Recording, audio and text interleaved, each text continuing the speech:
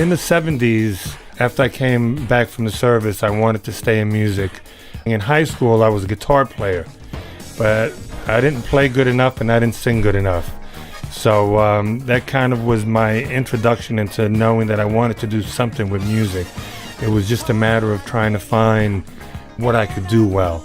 So after playing at my father's bar or just playing music, I decided to venture out and seeing if I could find clubs.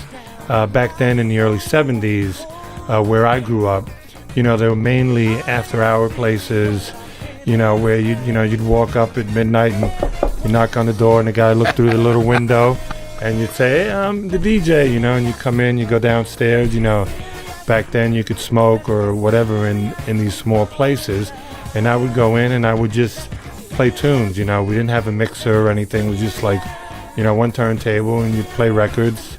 Didn't get paid, because that was, they would say, well, if you want to come and play, you can, but we don't pay anybody. And it started like that, and I slowly progressed through the club scene in the Bronx, and then the roller skating thing started. And I worked my way into that, and that's where I developed the need for extending songs, because they were all short. The biggest record for me in my career was Eddie Kendrick's Day with the Rain.